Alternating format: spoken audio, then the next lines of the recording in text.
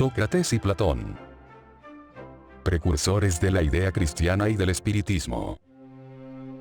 De que Jesús haya conocido la secta de los esenios, sería erróneo sacar la conclusión que de esta tomó su doctrina, y que si hubiese vivido en otro ámbito, hubiera profesado otros principios. Las grandes ideas nunca se desarrollan súbitamente, las que tienen por base la verdad tienen siempre precursores que preparan parcialmente el camino, y después, cuando llega su tiempo, Dios envía a un hombre con la misión de reasumir, coordinar y completar estos elementos esparcidos, y formar con ellos una doctrina. De este modo, como la idea no surge bruscamente, cuando hace su aparición, encuentra espíritus dispuestos a aceptarla. Así ha sucedido con la idea cristiana, que fue presentida muchos siglos antes de Jesús y los esenios, y cuyos principales precursores fueron Sócrates y Platón.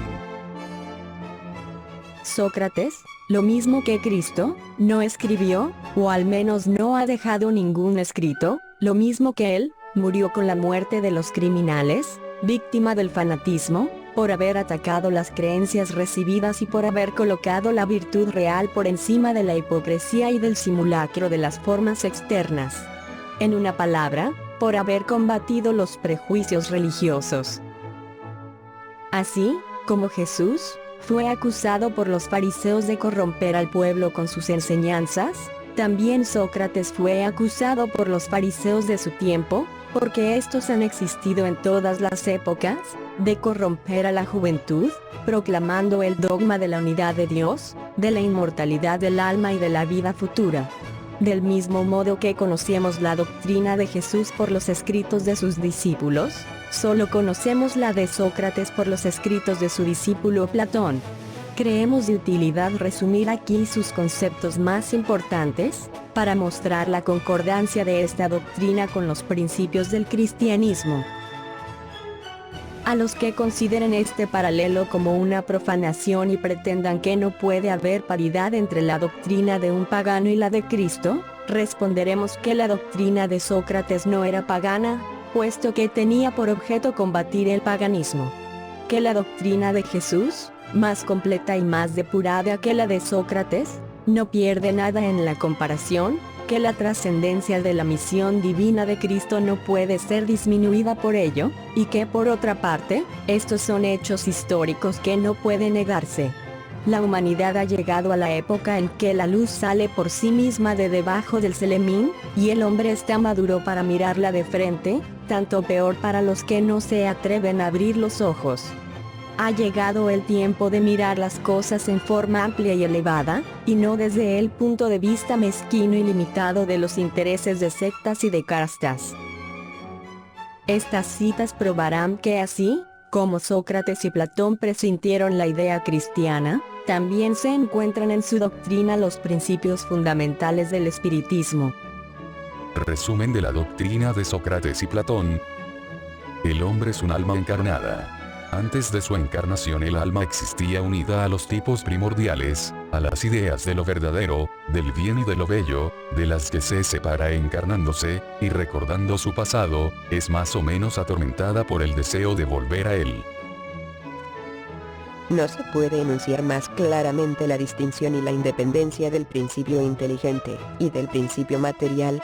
Además, es la doctrina de la preexistencia del alma, de la vaga intuición que ella conserva de otro mundo al cual aspira, de su supervivencia al cuerpo, de su salida del mundo espiritual para encarnarse, y de su vuelta a ese mismo mundo después de la muerte. Esta es, en fin, la doctrina de los ángeles caídos. El alma se extravía y se turba cuando se sirve del cuerpo para considerar algún objeto, tiene vértigos como si estuviera ebria, porque se une a cosas que están por su naturaleza sujetas a cambios, en vez de que cuando contempla su propia esencia, se dirige hacia lo que es puro, eterno e inmortal, y siendo de la misma naturaleza, permanece allí, adherida tanto tiempo como puede, entonces cesan sus extravíos y sus vértigos, porque está unida a lo que es inmutable, y este estado del alma es lo que se llama sabiduría. Así, el hombre que considera las cosas de la tierra con poca elevación desde el punto de vista material, se hace ilusiones, Para apreciarlas con exactitud, es necesario verlas desde lo alto, es decir, desde el punto de vista espiritual. El verdadero sabio debe aislar hasta cierto punto el alma del cuerpo, para ver con los ojos del espíritu. Esto es lo que enseña el espiritismo. Capítulo 2, párrafo 5. Mientras que tengamos nuestro cuerpo y el alma se encuentre sumergida en esta corrupción, nunca poseeremos el objeto de nuestros deseos, la verdad. En efecto, el cuerpo nos suscita 1000 obstáculos por la necesidad que tenemos de cuidarle, además nos llena de deseos, de apetitos, de temores, de 1000 quimeras y de 1000 tonterías, de manera que con él es imposible que seamos sabios ni por un instante. Pero si no es posible conocer nada con exactitud mientras el alma está unida al cuerpo, es necesario que suceda una de estas dos cosas, o que jamás se conozca la verdad, o que se conozca después de la muerte. Libres de la envoltura del cuerpo, entonces conversaremos, es de esperar, con hombres igualmente libres, y conoceremos por nosotros mismos la esencia de las cosas. Por eso los verdaderos filósofos se preparan para morir, y la muerte no les parece espantosa. El cielo y el infierno, primera parte, capítulo 2 y segunda parte, del capítulo 1. Este es el principio de las facultades del alma, obscurecidas por la intermediación de los órganos corporales, así como de la expansión de estas facultades después de la muerte. No obstante, aquí se trata de las almas escogidas y depuradas, pues no sucede lo mismo con las almas impuras. El alma impura, en ese estado está entorpecida y es arrastrada de nuevo hacia el mundo visible por el horror que tiene a lo invisible e inmaterial. Se dice que ésta vaga alrededor de los monumentos y de las tumbas, cerca de las cuales se han visto a veces fantasmas tenebrosos, como deben ser las imágenes de las almas que han dejado el cuerpo, sin estar completamente depuradas y que conservan algo de la forma material, lo que hace que puedan ser percibidas por la vista humana. Estas no son las almas de los buenos, sino las de los malvados, que están obligadas a vagar en esos lugares, a donde llevan consigo el castigo de su primera vida, y en donde permanecen errantes hasta que los apetitos inherentes a la forma material con que estuvieron revestidas, vuelven a conducirlas a un nuevo cuerpo, y entonces vuelven, sin duda, a tomar las mismas costumbres que durante su primera vida eran el objeto de su predilección. No solamente se expresa aquí el principio de la reencarnación con claridad, sino que describe el estado de las almas que aún están bajo el imperio de la materia, del mismo modo que lo muestra el espiritismo en las evocaciones. Hay además de lo dicho que la reencarnación en un cuerpo material es consecuencia de la impureza del alma, mientras que las que están purificadas están libres de la materia. El espiritismo no dice otra cosa, solamente añade que el alma que ha tomado buenas resoluciones en la erraticidad, y que tiene conocimientos adquiridos, trae al renacer menos defectos, más virtudes y más ideas intuitivas de las que tenía en su precedente existencia, y que así, cada existencia determina para ella un progreso intelectual y moral, el cielo y el infierno. Segunda parte. Ejemplos. Después de la muerte, el genio, daimon, o demonio, que nos ha sido asignado en nuestra vida, nos lleva a un lugar, en donde se reúnen todos aquellos que deben ser conducidos al Hades para ser juzgados.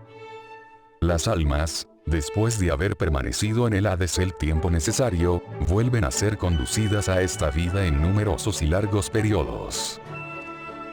Esta es la doctrina de los ángeles guardianes, o espíritus protectores, y de las reencarnaciones sucesivas después de intervalos más o menos prolongados en la erraticidad.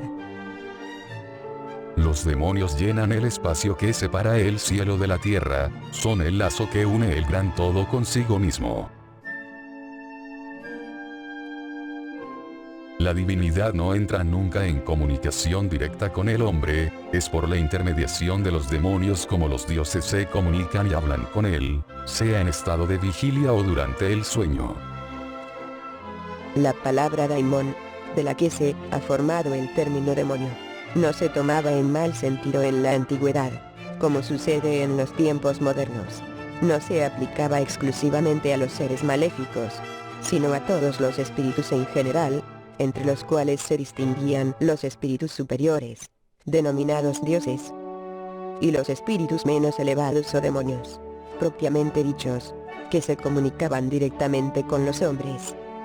El espiritismo dice también que los espíritus pueblan el espacio, que Dios solo se comunica con los hombres por intermedio de los espíritus puros, encargados de transmitir su voluntad, que los espíritus se comunican con ellos durante la vigilia y durante el sueño. Sustituid la palabra demonio por la palabra espíritu, y tendréis la doctrina espírita. Poned la palabra ángel, y tendréis la doctrina cristiana. La preocupación constante de la filosofía, tal como la comprendían Sócrates y Platón, es la de tener muchísimo cuidado con el alma, mas no por esta vida que solo dura un instante, en vista de la eternidad. Si el alma es inmortal, ¿no es acaso más sabio vivir, con el fin de alcanzar la eternidad? El cristianismo y el espiritismo enseñan esto mismo. Si el alma es inmaterial, debe pasar después de esta vida a un mundo igualmente invisible e inmaterial, del mismo modo que el cuerpo, cuando se descompone vuelve a la materia.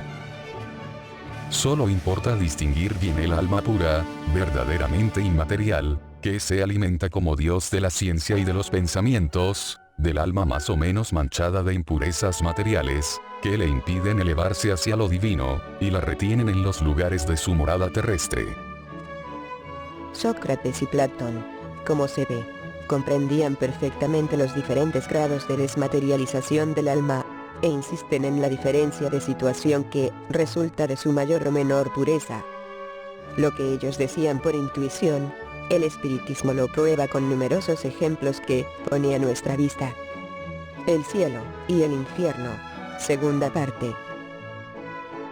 Si la muerte fuese la completa disolución del hombre, sería una ventaja para los malos. Después de su muerte se verían libres, al mismo tiempo de su cuerpo, de su alma, y de sus vicios. Solo aquel que revistió su alma, no con elementos extraños, sino con los que le son propios, solo aquel podrá esperar tranquilamente la hora de su partida al otro mundo. En otros términos, esto significa que el materialismo que proclama la nada para después de la muerte, sería la anulación de toda responsabilidad moral ulterior, y por consiguiente, representa un estímulo para el mal.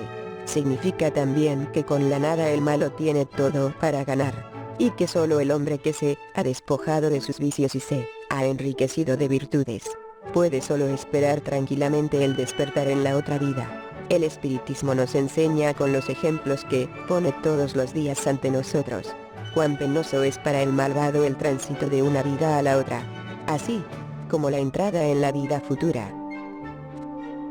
El cielo y el infierno, segunda parte, capítulo primero.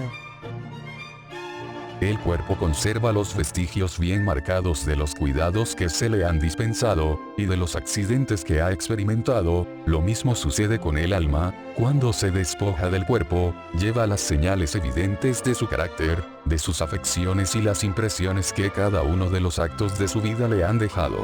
De este modo la mayor desgracia que puede suceder al hombre, es irse a otro mundo con el alma cargada de crímenes. Ya ves, Calicles, que ni tú, ni Polus, ni Gorgias, podréis probar que deba llevarse otro modo de vida que nos sea útil para cuando estemos allá. De tantas y tan diversas opiniones, la única que permanece inquebrantable es la de que vale más recibir una injusticia que cometerla, y que por encima de todo debe uno dedicarse, no a parecer un hombre de bien, sino a hacerlo. Conversaciones de Sócrates, con sus discípulos en la prisión. Aquí encontramos otro punto capital, confirmado hoy por la experiencia. Que el alma no purificada, conserva las ideas, las tendencias, el carácter y las pasiones que tenía en la tierra. La máxima: vale más recibir una injusticia que cometerla, ¿no es acaso completamente cristiana? Es el mismo pensamiento que Jesús expresa con esa imagen. Si alguien te hiere en una mejilla, ofrécele también la otra. Capítulo 12, párrafos 7 y 8. Una de dos cosas, o la muerte es la destrucción absoluta, o es el tránsito del alma a otro lugar. Si debe aniquilarse todo, la muerte será como una de esas noches raras que pasamos sin soñar y sin ninguna conciencia de nosotros mismos. Pero si la muerte solo es un cambio de morada, el tránsito hacia un lugar en que los muertos deben reunirse, qué felicidad sería encontrar allí a los que hemos conocido. Mi mayor placer sería examinar de cerca a los habitantes de esa morada y distinguir igual que aquí, a los que son sabios, de aquellos que creen serlo, y no lo son. Pero ya es hora de separarnos, yo para morir, y vosotros para vivir. Sócrates a sus jueces. Según Sócrates, los hombres que han vivido en la tierra se vuelven a encontrar después de la muerte y se reconocen. El espiritismo nos demuestra que continúan las relaciones que hubo entre ellos, de manera que la muerte no es una interrupción, ni la cesación de la vida, sino una transformación, sin solución de continuidad. Sócrates y Platón habían conocido la doctrina que Jesús impartió 500 años después, así como las que imparten actualmente los espíritus, pues de otra manera no se habrían expresado así. En ello nada hay que deba sorprendernos, si se considera que las grandes verdades son eternas, que los espíritus adelantados deben de haberlas conocido antes de venir a la tierra, hacia donde las trajeron, que es posible que Sócrates, Platón y los grandes filósofos de su tiempo hayan estado más tarde entre los que secundaron a Cristo en su divina misión, siendo elegidos precisamente porque estaban más que otros en disposición de comprender sus sublimes enseñanzas, y que finalmente pueden hoy formar parte de la pléyade de los espíritus encargados de venir a enseñar a los hombres esas mismas verdades.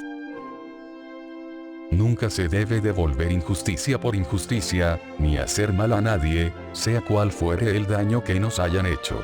Sin embargo, pocas personas admitirán este principio, y las que no concuerdan con él, no hacen más que despreciarse unas a otras.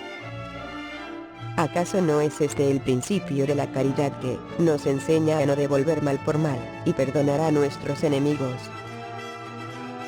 Por los frutos se conoce el árbol.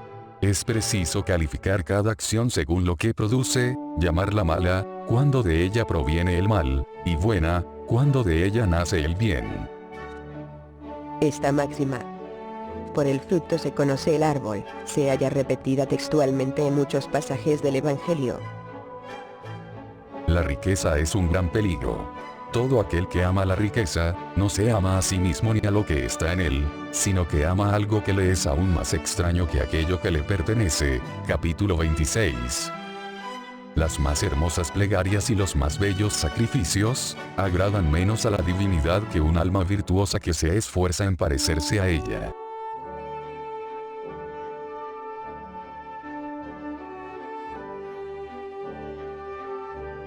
Sería grave si los dioses dispensaran más atención a esas ofrendas que a nuestras almas. Por ese medio, los más culpables podrían conquistar sus favores. Pero solo son verdaderamente justos y sabios los que tanto por sus palabras como por sus actos cumplen con sus deberes para con los dioses y con los hombres. Capítulo 10 párrafos 7 y 8. Yo llamo hombre vicioso a ese amante vulgar que ama el cuerpo más que al alma. El amor está por doquier en la naturaleza, invitándonos a ejercitar nuestra inteligencia. Se encuentra hasta en el movimiento de los astros. El amor embellece la naturaleza con sus ricos tapices. Se engalana y fija su mirada allí donde encuentra flores y fragancias. Es también el amor el que da paz a los hombres, calma al mar, silencio a los vientos y alivio al dolor. El amor que debe unir a los hombres en un lazo fraternal, es una consecuencia de esa teoría de Platón, acerca del amor universal como ley de la naturaleza, habiendo dicho Sócrates que el amor no es un dios, ni un mortal, sino un gran demonio, es decir, un gran espíritu que preside el amor universal. Esta proposición se le imputó sobre todo como un crimen. La virtud no puede enseñarse, viene como un don de Dios a los que la poseen. Esta es, con pocas diferencias, la doctrina cristiana de la gracia. No obstante, si la virtud es un don de Dios, entonces es un favor, y puede preguntarse por qué no se concede a todos. Por otra parte, si es un don, no tiene mérito para aquel que la posee. El espiritismo es más explícito, pues enseña que el que posee la virtud, la ha adquirido por sus esfuerzos en sus existencias sucesivas, despojándose poco a poco de sus imperfecciones.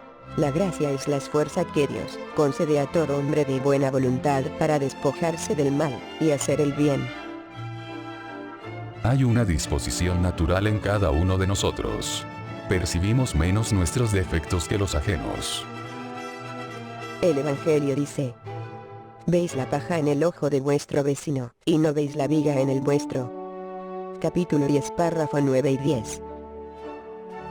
Si los médicos fracasan en la mayor parte de las enfermedades, es porque tratan el cuerpo sin tratar el alma, y no estando el todo en buen estado, es imposible que una parte funcione bien. El espiritismo ofrece la clave de las relaciones que hay entre el alma y el cuerpo, y prueba que entre ambos hay una reacción continua. De este modo, abre un nuevo camino a la ciencia. Al mostrarle la verdadera causa de las afecciones, le proporciona los medios para combatirlas.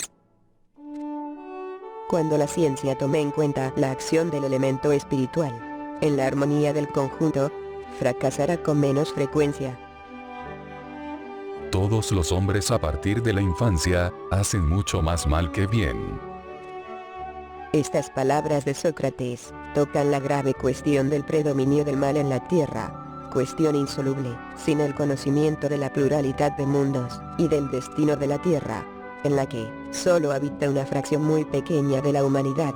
Solo el espiritismo da la solución, que se desarrolla más adelante en los capítulos segundo, tercero y quinto. La verdadera sabiduría está en no creer saber lo que no se sabe. Esto se dirige a las personas que critican aquello de lo que a menudo no saben ni una palabra. Platón completa este pensamiento de Sócrates diciendo: procuremos antes, si es posible, hacerlas más honestas en sus palabras. Si no, no nos preocupemos por ellas, y solo busquemos la verdad. Procuremos instruirnos, pero no nos injuriemos. Así es como deben actuar los espíritas con respecto a sus opositores, sean estos de buena o de mala fe. Si Platón reviviera hoy, encontraría las cosas más o menos como en su tiempo, y podría usar el mismo lenguaje. Sócrates también encontraría personas que se burlarían de su creencia en los espíritus, y lo tratarían de loco, lo mismo que a su discípulo Platón. Por haber profesado estos principios, Sócrates fue puesto en ridículo, después acusado de impiedad, y condenado a beber cicuta. No cabe duda que las grandes y nuevas verdades sublevan contra ellas los intereses y los prejuicios que atacan, y no pueden establecerse sin lucha y sin crear mártires.